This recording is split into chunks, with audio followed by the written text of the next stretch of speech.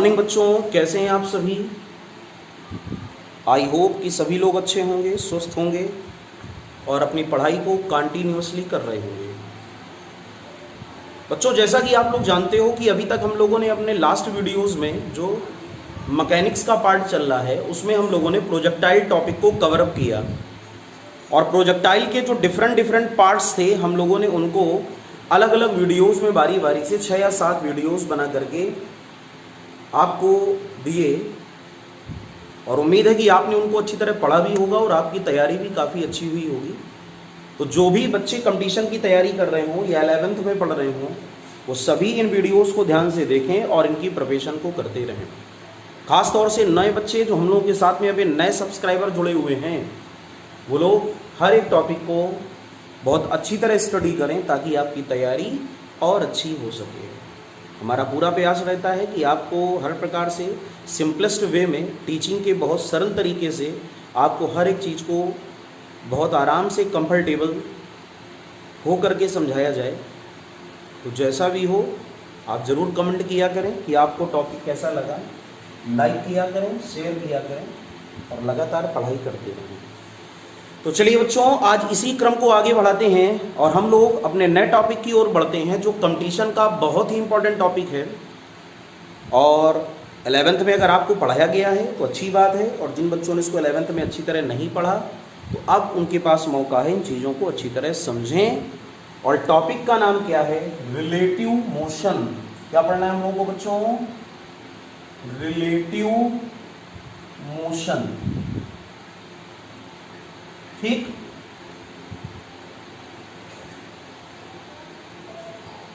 Relative motion का मतलब जानते हो आपेक्षिक गति। एक होता है रिलेटिव, एक होता है एब्सोल्यूट।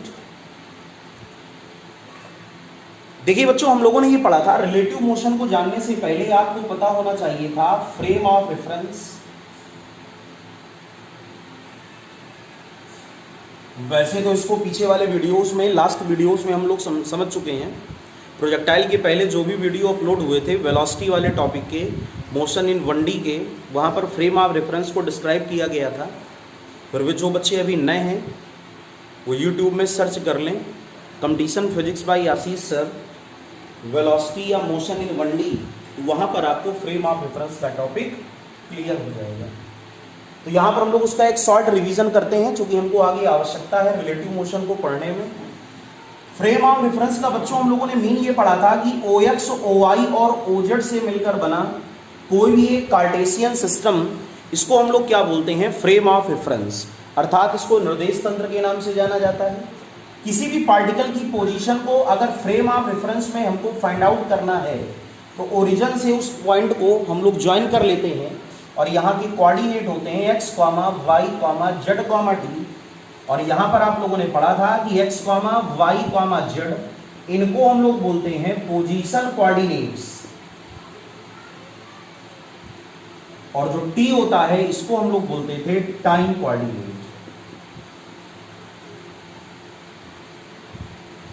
ठीक है, r वेक्टर का फार्मूला हम लोगों को पता था। r vector is equal to होता था xi cap plus yj cap plus का zk कैप। ijk को हम लोग बोलते थे ऑर्थोगोनल परपेंडिकुलर यूनिट वेक्टर्स, अर्थात लंब कोणीय एकांक सदिश। और xyz क्या होता था? x एक्सिस, y एक्सिस और z एक्सिस के अलोंग जो पोजीशंस होती थी उन्हीं को हम लोग क्या बोलते हैं? x, y, z। क्लियर? तो किसी भी बॉडी की अगर पोजीशन को हमको फाइंड आउट करना है, किसी भी ऑब्जेक्ट की पोजीशन को हमको फाइंड आउट करना है, किसी भी गतिशील वस्तु की स्थिति को हमको पता लगाना है तो हमको क्या पता होना चाहिए? सबसे पहले frame of reference. Frame of reference कितने टाइप के होते हैं? 2 टाइप्स। इनके 2 प्रकार होते हैं, याद करिए। एक हम लोगों ने पढ़ा था इनर्शियल फ्रेम ऑफ रेफरेंस, याद है सभी को। और दूसरा हम लोगों ने बच्चों पढ़ा था non inertial frame of reference. Clear? ऐसे सारे फ्रेम जो न्यूटन्स लॉ को होल्ड करें, जिनमें न्यूटन के नियमों का पालन हो, उनको आप लोगों ने बोला था इनर्शियल फ्रेम अर्थात जड़त्वीय निर्देश तंत्र। और जिनमें न्यूटन के नियमों का पालन ना हो उनको हम लोग क्या बोल रहे थे, नॉन इनर्शियल अर्थात अजड़त्वीय निर्देश तंत्र। क्लियर, ये बात आपको समझ में आ गई होगी। उसके बाद हम लोगों ने ये पढ़ा था कि जितने भी फ्रेम ऐसे होते हैं, वो बच्चे ध्यान दें जो अभी नए हम लोगों के चैनल के साथ में जुड़े हुए हैं, उन्होंने ये टॉपिक पीछे नहीं पढ़ा है, उस बात को ध्यान से समझें। ऐसे जितने भी निर्देश फ्रेम होते हैं या जितने भी फ्रेम ऑफ रेफरेंस ऐसे होते हैं जो या तो रेस्ट में हो या कांस्टेंट वेलोसिटी से चलें, वो सारे क्या कहलाते हैं, इनर्शियल अर्थात जड़त्वीय निर्देश तंत्र। और जितने भी ऐसे फ्रेम होते हैं जो एक्सीलरेटेड होते हैं, जो किसी विशेष त्वरण से चलें, एक्सीलरेट करें, ऐसे फ्रेम्स को हम लोग क्या बोलते हैं, non inertial frame of reference. तो आप लोग बच्चों तैयार कर लेना कि जो रेस्ट में फ्रेम होगा, all frames which are in rest state or moves with constant velocity, ठीक, वो सारे फ्रेम क्या कहलाते हैं, इनर्शियल। और जितने भी फ्रेम क्या होते हैं, accelerated frames, all accelerated frames, all accelerated यानी त्वरित। हिंदी मीडियम के बच्चों भी ध्यान दिया करें, सभी लोग अपने अपने सेंटेंस को समझा करें, वैसे हम दोनों में पढ़ा देते हैं एक साथ, आपको टेंशन नहीं होगा। All accelerated frames are non inertial frame of reference.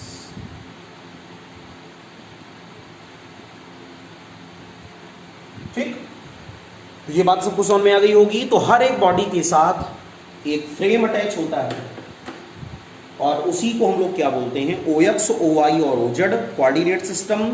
और यही फ्रेम क्या कहलाता है, frame of reference.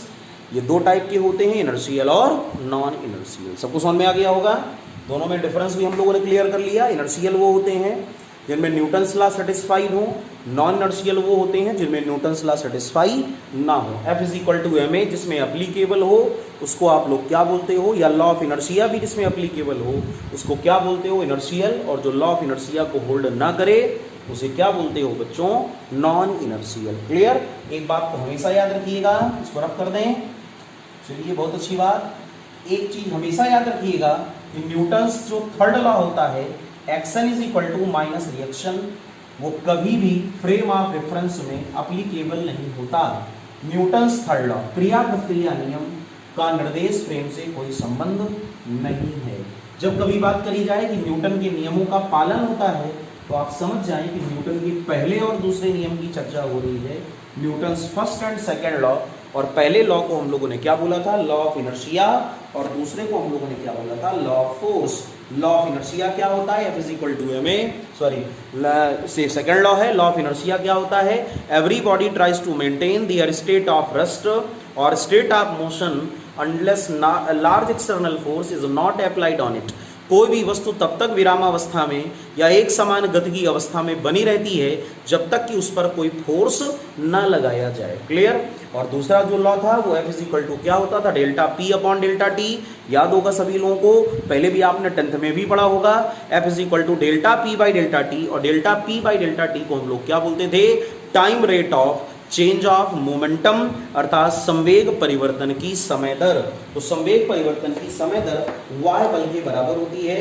F ΔP/ΔT, और इसी को हम लोगों ने क्या लिखा था, F ma। क्लियर। खैर अभी आगे टॉपिक आएगा न्यूटन्स लॉज ऑफ मोशन, वहां पर हम लोग इन चीजों को बड़ी खूबसूरती के साथ पढ़ेंगे, आप बिल्कुल भी हेडक ना लें। और फिलहाल तो आजकल ये 9th से ही बच्चों को पढ़ाया जाता है कि न्यूटन्स लॉ क्या क्या होते हैं, तो ये आपको 9th 10th में भी आपने पढ़ा होगा। जो बच्चे 11th में हैं उनके लिए मैं बात बता रहा हूँ, और जो 12th पास आउट हैं, कंपटीशन की तैयारी कर रहे हैं, उनको तो ये बात भली भांति अच्छी तरह पता होगी कि न्यूटन्स लॉज क्या होते हैं। क्लियर बच्चों, सबको समझ में आ गया। अब देखिए जो मेन हमको टॉपिक पढ़ना है उसमें एक टर्म आता है रिलेटिव। रिलेटिव का मीन्स होता है आपेक्षिक। रिलेटिव का मीन्स क्या होता है, आपेक्षिक। याद करिए, एक होता था एब्सोल्यूट,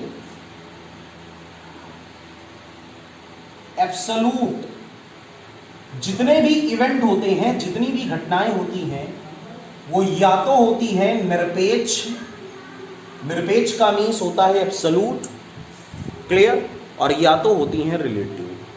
लेकिन अंतर किस बात का है कि पूरी तरह एब्सोल्यूट कंडीशन पॉसिबल नहीं होती।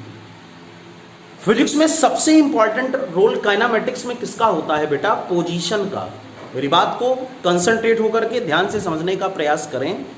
काइनेमेटिक्स में, काइनेमेटिक्स का मतलब जानते हो ना, गतिकी, जहां पर हम मोशन की चर्चा करते हैं जिस ब्रांच में, काइनेमेटिक्स एक ऐसी ब्रांच होती है जहां पर सबसे इंपॉर्टेंट जो टर्म आता है वो होता है पहले पोजीशन और फिर होता है टाइम। पूरी काइनेमेटिक्स का जो बेस है वो पोजीशन और टाइम है।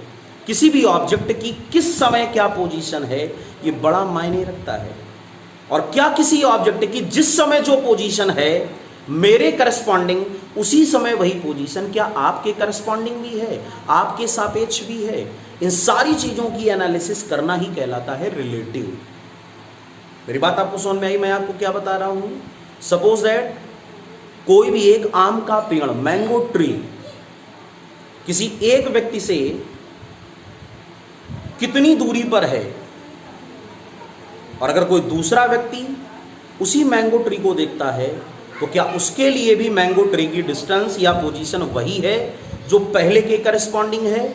इसका मतलब ये हुआ कि ये सारी चर्चा हम लोग करते हैं रिलेटिव के केस में। किस केस में? रिलेटिव के केस में। क्लियर बच्चों? क्लियर हो गया बच्चों? तो रिलेटिव का जो मीन्स होता है वो तुलना कराने के संबंध में आप ये मान सकते हो। अगर किसी भी ऑब्जेक्ट की एनालिसिस, उसका विश्लेषण वो स्वयं कर ले, क्लियर?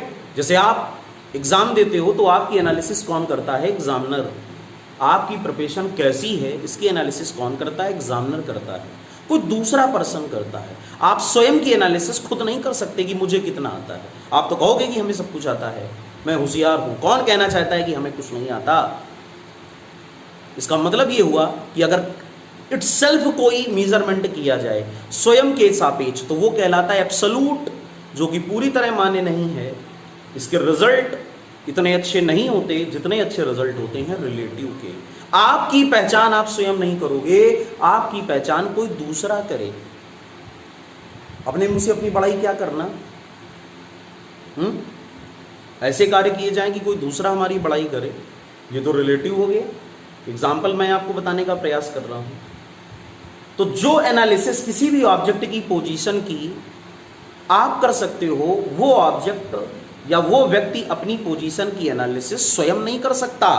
अगर ऐसा हो जाता तो ये एब्सोल्यूट है। क्लियर? हमको आवश्यकता पड़ती है एक ऑब्जर्वर की, एक प्रेक्षक की, जो चीजों की एनालिसिस कर सके। देखिए हमारे आसपास जितने फिनोमिनाज होते हैं सबके लिए कोई ना कोई एक गाइडेंस के लिए, एक एनालाइजर, एनालिसिस करने के लिए कोई भी एक ऐसा पर्सन रखा जाता है जिसका काम होता है इस चीज की एनालिसिस करना। क्लियर? तो कहने का मतलब ये हुआ, रिलेटिव का मतलब ये हुआ कि जब किसी भी ऑब्जेक्ट की पोजीशन या किसी भी ऑब्जेक्ट की वेलोसिटी, किसी भी ऑब्जेक्ट का एक्सीलरेशन हम अलग अलग व्यक्तियों के सापेक्ष या अलग अलग बिंदुओं के सापेक्ष या अलग अलग स्थितियों के सापेक्ष लें, ये सारे फिनोमिनाज ही क्या कहलाते हैं? रिलेटिव। अगर आप उनकी पोजीशंस को अलग अलग लोगे with respect to the time तो आप क्या कैलकुलेट कर लोगे? Relative velocity. अगर आप किसी मूविंग ऑब्जेक्ट की वेलोसिटी को अलग अलग टाइम के करस्पॉन्डिंग मेजर कर लोगे तो आपको क्या मिलेगा? Relative acceleration. The time rate of change of relative position. ध्यान दीजिएगा मेरी बात को, ये तो सबको समझ में आ गया होगा। एब्सोल्यूट का मतलब होता है इटसेल्फ और रिलेटिव का मतलब होता है किसी दूसरे से। रिलेटिव का सीधा मतलब होता है किसी दूसरे से, दूसरे से। क्लियर? बस इतनी बात याद रखो। तो अब अगर हम आपसे बोलें the time rate of change of relative position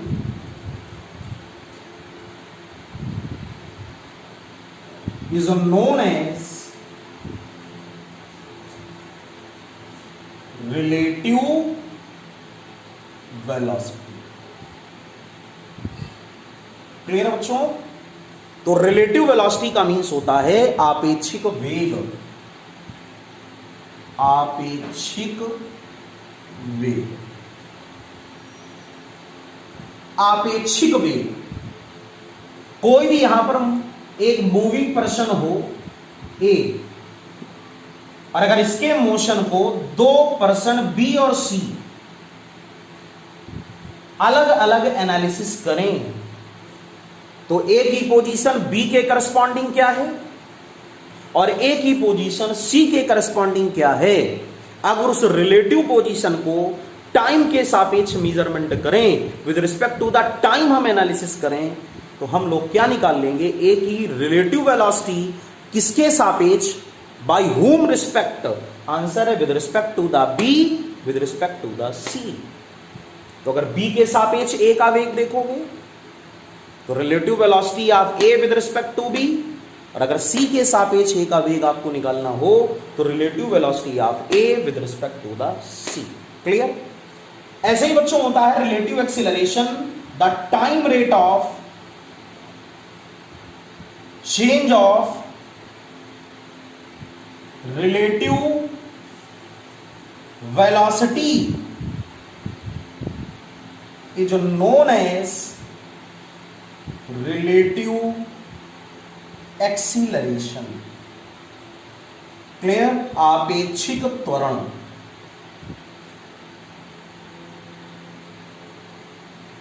बहुत प्यारा टॉपिक है बच्चों, ध्यान से समझो। आपेक्षिक वेग, आपेक्षिक त्वरण, relative velocity, this is relative acceleration. तो बड़ा इजियर है। किसी भी ऑब्जेक्ट की पोजीशन को टाइम के करस्पॉन्डिंग अगर अलग अलग ऑब्जर्वर के सापेक्ष आप निकालो, अलग अलग ऑब्जर्वर के रिस्पेक्ट में निकालो, कैलकुलेट करो, फाइंड आउट करो, तो उसको क्या बोलोगे, रिलेटिव वेलोसिटी। और अगर आप उसकी वेलोसिटी को अलग अलग ऑब्जर्वर के रिस्पेक्ट में फाइंड आउट करो तो उसको आप क्या बोलोगे, रिलेटिव एक्सीलरेशन। क्लियर बच्चों? जो भी बच्चे नीट की तैयारी कर रहे हो या जेईई मेंस की, उस टॉपिक को बहुत अच्छी तरह तैयार करें, क्योंकि आपके एग्जाम में इसके ऑब्जेक्टिव क्वेश्चन कंफर्म पूछे जाते हैं कि रिलेटिव वेलोसिटी, रिलेटिव एक्सीलरेशन क्या होता है, या टाइम ऑफ नीट के न्यूमेरिकल कई बार एग्जाम में पूछे जाते हैं कि कैसे हम ऑब्जेक्ट की पोजीशन को फाइंड आउट कर सकते हैं। क्लियर बच्चों? थोड़ी सी मेहनत की आपको जरूरत है, सारी चीज़ों को बहुत ध्यान से समझें, और जहाँ पर ना समझ में आए वहाँ कमेंट सेक्शन में आप उसको लिख दिया करें, तो उसको हम फिर से एक बार आपको रिवाइज करा दिया करेंगे। क्लियर? फिलहाल हमारा प्रयास ये रहता है कि तब तक हम आगे ना बढ़ें जब तक बच्चों को अपने अकॉर्डिंग हम किसी बात को पूरी तरह जस्टिफाई ना कर दें। फिर भी अगर आपको लगता है तो आप जरूर बताएं। क्लियर? अब बच्चों रिलेटिव मोशन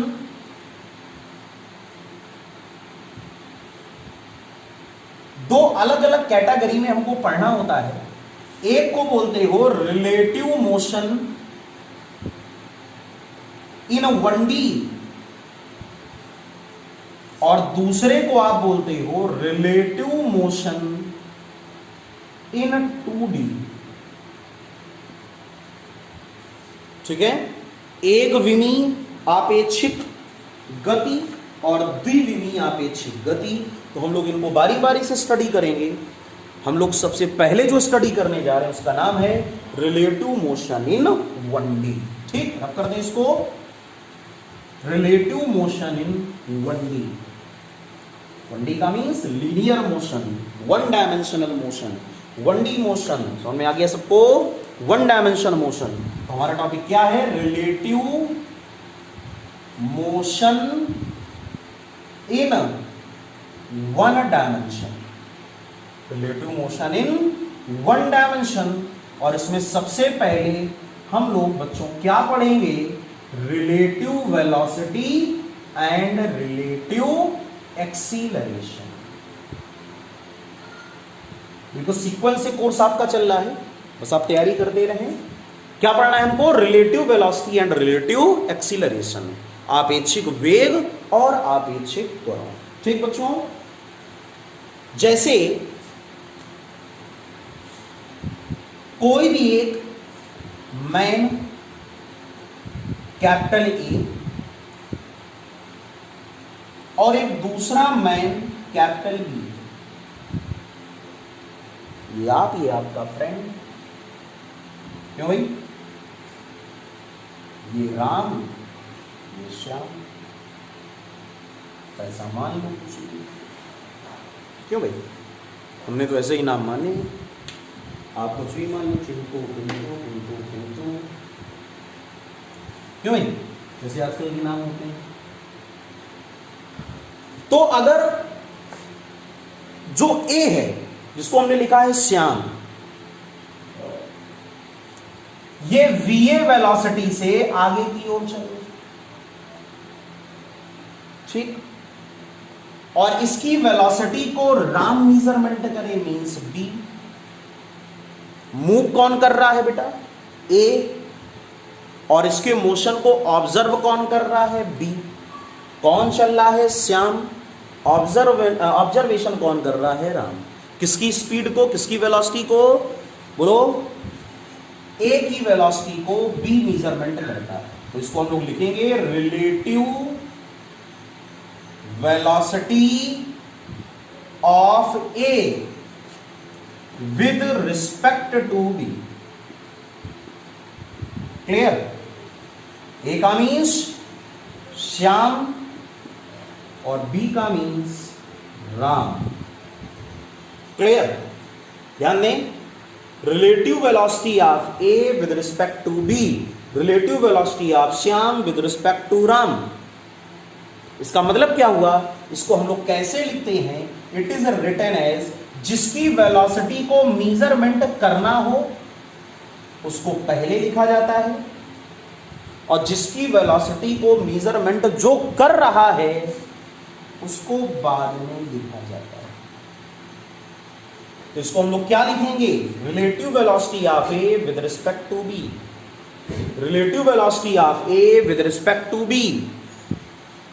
और अगर इसी को हम लोग उल्टा कर दें, कौन चलने लगे? बोले, बी मोशन करने लगे, और ऑब्जर्वेशन कौन करे? ए।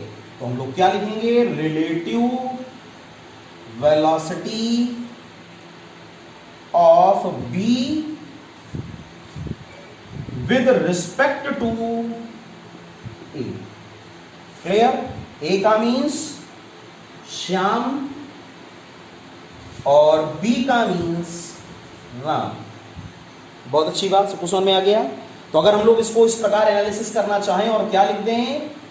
We B A vector, velocity का वेक्टर क्वांटिटी है, तो वी बी ए का मीन्स क्या हुआ?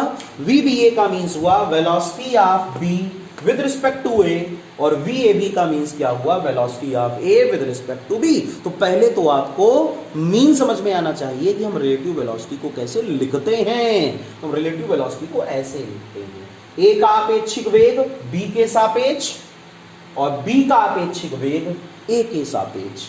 Relative velocity of A with respect to B या relative velocity of B with respect to A. तो कभी लिखने में आपको कंफ्यूजन ना हो, एक को लिखा जाता है वी ए बी और दूसरे को बच्चों हम लोग क्या लिखते हैं?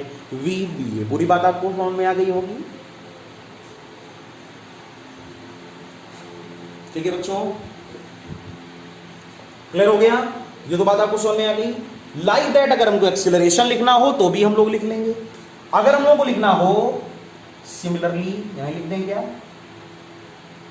अगर हम लोग लिख लें ए बी, इसका मीन्स हुआ acceleration of A with respect to B,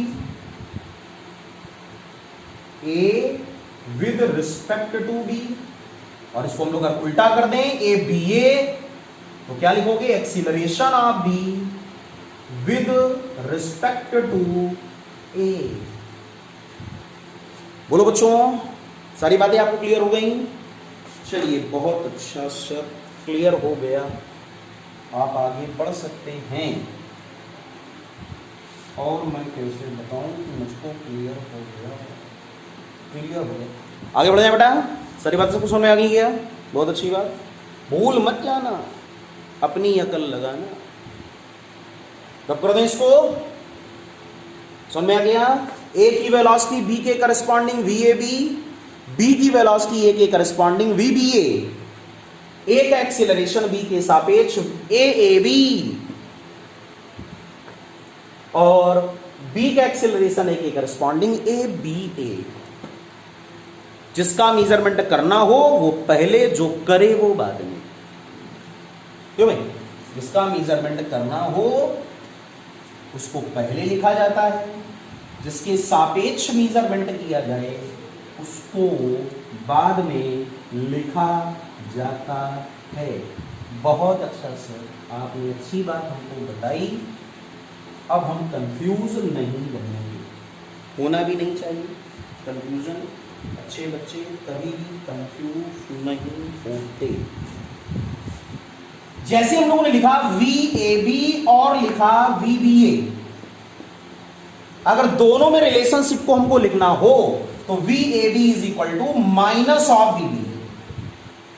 velocity is the vector quantity, मत भूलना, मत भूलना, भूलना मत भूलना।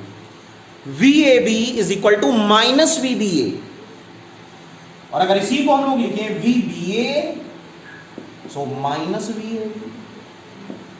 सर दोनों में कोई अंतर नहीं है, है तो एक ही बात, अच्छी बात। और अगर हम लोग इसको इस प्रकार नोट करें, एक्सीलरेशन AAB तो लिखोगे माइनस ABA, और इसी को अगर हम लोग लिखें ABA that is equal to minus AAB। क्या ABBA सर? क्या आपने बार बार लिख दिया? अरे बच्चों समझाया तो है। B के सापेक्ष A का त्वरण, प्योर हिंदी बोलना है सर, इंग्लिश में बता दीजिए, हमको दिक्कत होती है। बताया तो बालक। Acceleration of A with respect to B is equal to minus of acceleration of A B with respect to A। नहीं बता दें क्या? ध्यान रखो सबका। B के सापेक्ष A का त्वरण बराबर A के सापेक्ष B का त्वरण, लेकिन साइन कैसा? Minus, because these are vector quantities, because these are vector quantities. सबको बात समझ में आ गई क्या? बहुत अच्छी बात। रफ कर दिया जाए, चलिए बिल्कुल ऐसे ही अपने आप को कंसंट्रेट रखो, सारी बातें अच्छी समझ में आएंगी। आज आप रिलेटिव वेलोसिटी सीख करके ही जाओगे बच्चों, ठीक? जैसे मैंने आपसे बोला, प्रॉब्लम से चीजें जल्दी समझ में आती हैं, प्रॉब्लम से चीजें जल्दी समझ में आती हैं। जैसे मैंने आपसे बोला कि हमारे पास क्या, कोई भी एक व्यक्ति है, हमारे पास व्यक्ति है क्या, ये 5 मीटर पर सेकंड से आगे की ओर जाता है, और एक दूसरा व्यक्ति है जो कि ग्राउंड में रेस्ट में है, ये कहीं नहीं जाता, रुका हुआ है। ये मूविंग मैन है, चल रहा है, मूविंग, ठीक? इसको हमने बोला A, इसको बोला B। सबको समझ में आ गया क्या? और मैंने आपसे बोला अगर B A को देखे, जब B A को देखता है, कौन किसको देखता है? B A को देखता है, तो B को A की वेलोसिटी क्या दिखाई देगी नीरज? MDH। समझ में आ गया?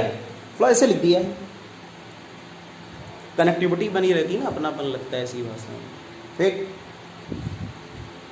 जब B A को देखता है तो B को A की वेलोसिटी क्या दिखाई देगी? Man A moves with the velocity of 5 meter पर second and man B remains at rest, बोल दिया इंग्लिश में। Then relative velocity of A with respect to B, option कुछ भी दें, ए बी सी डी, कर ले जाओगे। कैसे करोगे?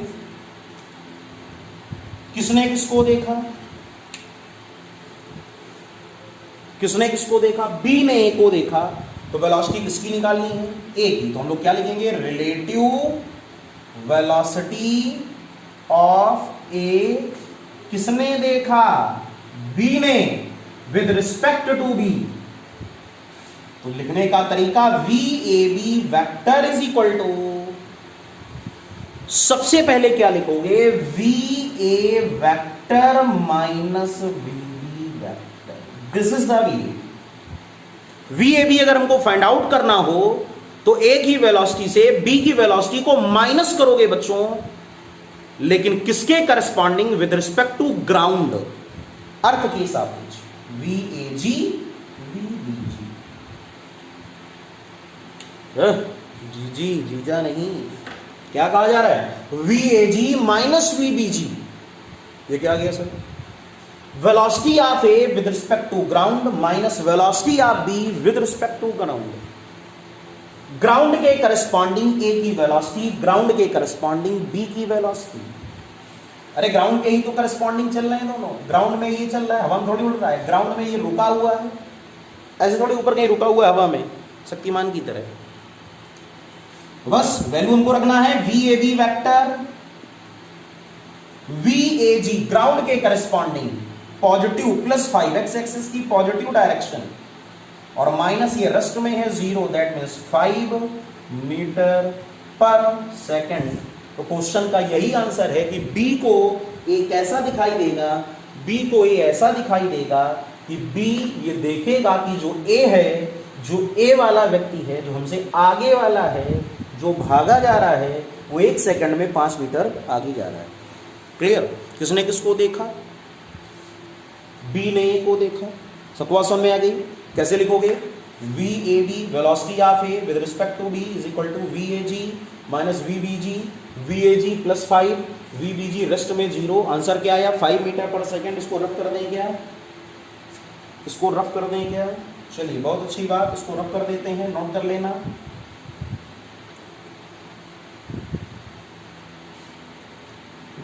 और अगर इसी का सेकंड पार्ट हम लोग बच्चों ले लें, और मैं आपसे ये बोलूं कि ए के करस्पॉन्डिंग बी की velocity, relative velocity of B with respect to A. Clear? अभी किसकी वेलोसिटी निकाली थी? ए की। किसके करस्पॉन्डिंग? बी के। अब किसकी? बी की। किसके करस्पॉन्डिंग? ए। किसने किसको देखा? अब ए ने बी को देखा। ए कहां जा रहा है? आगे। बी कहां है? पीछे रुका हुआ है। तो ए ने बी को कैसे देखा? ऐसे चल रहा है, ऐसे देख रहा है। क्लियर? ए आगे बढ़ रहा है, पीछे देख रहा। इसको भले आगे गिर जाए, अकल नहीं उसको, सीधे चलना चाहिए, तो सामने देखो। चलो खैर प्रैक्टिकल करके देख लेते हैं। रिलेटिव वेलोसिटी ऑफ बी, तो कैसे लिखोगे? V B A. इस बार क्या लिखोगे? V B G minus V A G. अब वी बी जी कितना? रेस्ट में है तो 0, ये रेस्ट में है तो इसकी वेलोसिटी क्या होगी? 0। और वी ए जी कहां जा रहा है? आगे, तो 5, और साइन क्या लगा है? ये फार्मूले में माइनस, तो -5 मीटर पर second, that is V B A. किसने किसको देखा? ए ने बी को देखा। तो ए जब बी को देखेगा, माइनस माने पीछे, जब ए बी को देखेगा तो ए को ये लगेगा कि जो बी है, ए को क्या लगेगा? ए को ऐसा प्रतीत होगा, ए को ऐसा अपीयर होगा कि जो बी है वो 1 सेकंड में 5 मीटर हमसे दूर जा रहा है। ऐसा ही होता है ना? ऐसा ही होता है। ट्रेन पे बैठे हो, कभी देखा है ट्रेन कि नहीं देखा? सर कहाँ हमारे गांव में ट्रेन चलती है? अरे चलती नहीं है तो ट्रेन तो देखा होगा, टीवी में कहीं ट्रेन देखा होगा। चलो, सबने देखा है, हर जगह, हर गांव में आजकल स्टेशन बने, हर शहर में स्टेशन बने हुए हैं।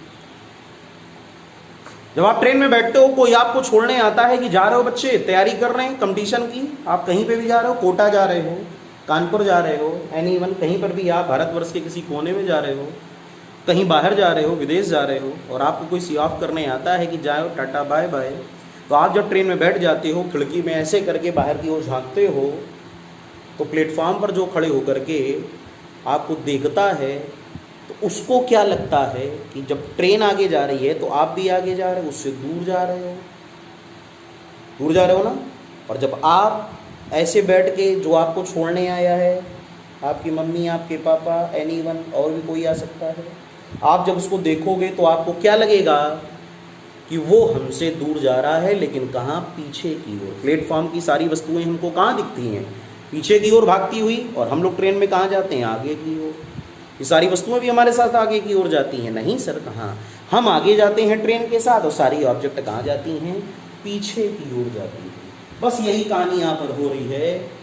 बी के करस्पॉन्डिंग ए कहाँ जा रहा है, आगे की ओर, लेकिन ए के करस्पॉन्डिंग बी कहाँ जा रहा है, पीछे की ओर। और इसलिए यहाँ पर साइन क्या आया है बच्चों, माइनस, बाकी दोनों में कोई डिफरेंस नहीं है। क्लियर, सारी बातें सबको समझ में आ गई होंगी। रफ कर दिया जाए इसको, बहुत अच्छी बात, बहुत प्यारा कॉन्सेप्ट था। VAB is equal to VAG minus VBG, और जब VBA निकालना हो तो VBG माइनस VAG, बाकी दोनों में कोई डिफरेंस नहीं है। कर लोगे अब भाई, जैसे हम लोगों ने कहा, बहुत कहते हैं सर, इतना कहते हैं, मैंने आपसे बोला कि जो A है वो 10 मीटर पर सेकंड से जा रहा है, और जो B है वो 5 मीटर पर सेकंड से उसी डायरेक्शन में जा रहा है,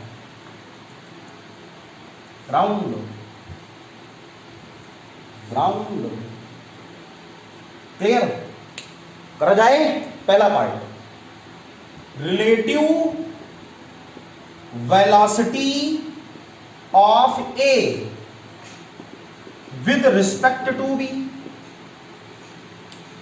कर लोगे क्या, नहीं कर पाओगे क्या? Relative velocity of A with respect to B, किसने किसको देखा, बी ने ए को देखा, तो क्या लिखोगे, VAB is equal to VAG minus VBG।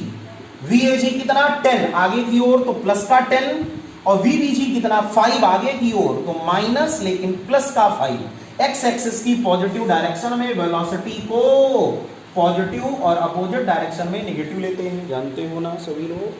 तो हुआ 10 माइनस 5, और 10 माइनस 5 का मीन्स प्लस 5 मीटर पर second. This is VAB vector.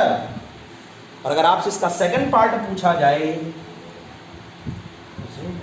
अगर आपसे इसको सेकंड पार्ट पूछा जाए कि आप ये बताएं relative velocity of B with respect to A, तो क्या लिखोगे, VBA vector is equal to VBG minus VAG।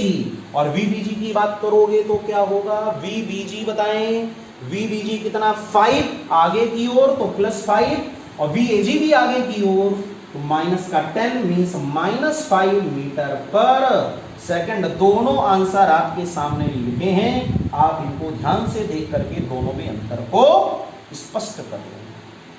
जब B A को देखेगा, जब B A को देखेगा तो B को ये लगेगा कि A उसके सापेक्ष 1 सेकंड में 5 मीटर आगे जा रहा है, लेकिन जब B A को नहीं, A B को देखेगा तो A को ये लगेगा कि जो B है वो मेरे करस्पॉन्डिंग 1 सेकंड में 5 मीटर पीछे जा रहा है। इसको लगेगा ये पीछे, लगेगा, जा नहीं रहा है, इसको ऐसा आभास होगा कि ये पीछे जा रहा है, और इसको ये आभास होगा कि ये आगे जा रहा है। तो ये वो प्रॉब्लम थी जिसमें दोनों एक साथ चल रहे हैं, दोनों एक साथ मूव कर रहे हैं। बच्चों आपको पूरी बात समझ में आ गई क्या, नहीं समझ में आई? क्लियर हो गया? रिलेटिव वेलोसिटी के दोनों केस क्लियर हो गए। रफ कर दें इसको, बहुत अच्छी बात, कर ले जाओगे। ऐसे क्वेश्चंस को आप बहुत आसानी से डील कर सकते हो, इसमें कोई भी प्रॉब्लम या कोई भी समस्या नहीं है, इसमें कोई भी प्रॉब्लम या कोई भी समस्या नहीं है। आपने एक बात देखा होगा कि रिलेटिव वेलोसिटी जो है वो इस बात पे डिपेंड कर रही है कि कौन ऑब्जर्वर है और किसकी वेलोसिटी को निकालना है। जब बी ए को देख रहा है तो रिलेटिव वेलोसिटी अलग आ रही है, और जब ए बी को देख रहा है तो अलग आ रही है। डायरेक्शन बदल रही है, वेलोसिटी में डायरेक्शन भी होती है, मैग्नीट्यूड भी होता है, साइन चेंज हो रहा है ना।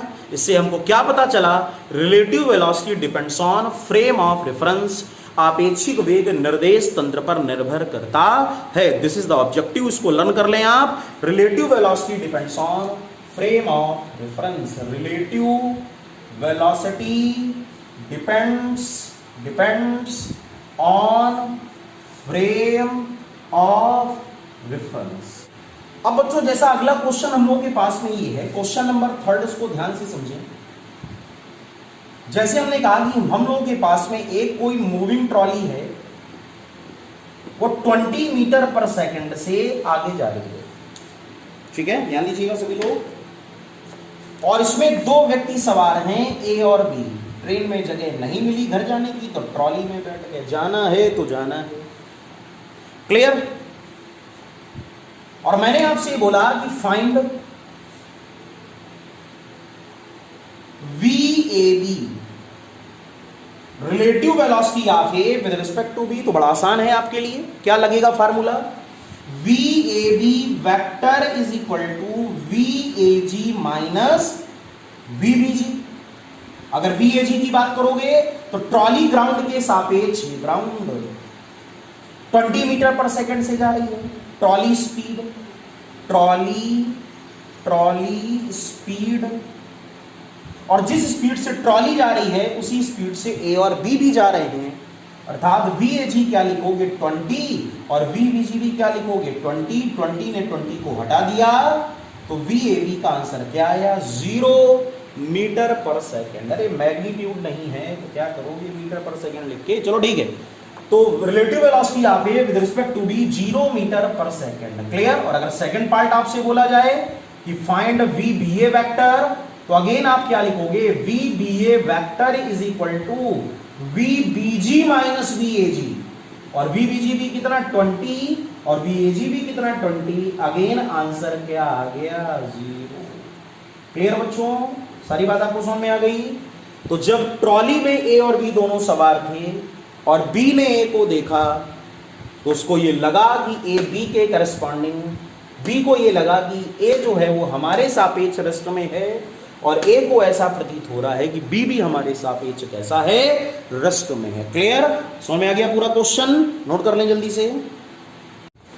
तो आई होप कि आपको ये पूरा कॉन्सेप्ट रिलेटिव वेलोसिटी का, रिलेटिव मोशन का, और ये कुछ एग्जांपल्स मैंने लगा के दिखाए, आपको अच्छी तरह समझ में आ गए होंगे। फिर भी यदि किसी को कोई प्रॉब्लम हो तो वो कमेंट सेक्शन में लिख सकता है, उसकी प्रॉब्लम को मैं दूर कर दूंगा और दोबारा टॉपिक को फिर से डिटेल में एक्सप्लेन करके इसको पढ़ा दूंगा। ठीक है बच्चों?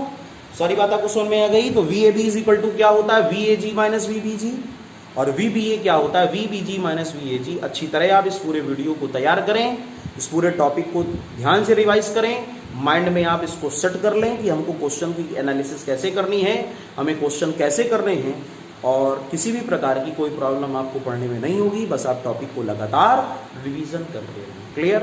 नेक्स्ट वीडियो रिलेटिव वेलोसिटी का या रिलेटिव एक्सीलरेशन का हम लोग फिर से लेकर आएंगे, इसमें आपकी तैयारी और अच्छी हो जाएगी। और आई होप कि आपको ये पूरा वीडियो या जितनी भी मेहनत हमारे द्वारा की जा रही है, इससे आपको कुछ ना कुछ रिजल्ट ज़रूर मिल रहा होगा। तो सभी लोग ज़्यादा से ज़्यादा इसको शेयर करें, लाइक करें, और जिन्होंने चैनल को सब्सक्राइब नहीं किया है वो चैनल को सब्सक्राइब करें और बेल आइकन को भी दबा दें, जिससे जो भी वीडियो हमारे द्वारा अपलोड किए जाएं उनका नोटिफिकेशन आपको बारी बारी से समय पर मिलता जाए। ठीक है? अपना ख्याल रखें, सही बच्चे, पढ़ाई में मन लगाएं। नेक्स्ट वीडियो में आपसे फिर से मुलाकात होगी, तब तक के लिए जय हिंद, जय भारत।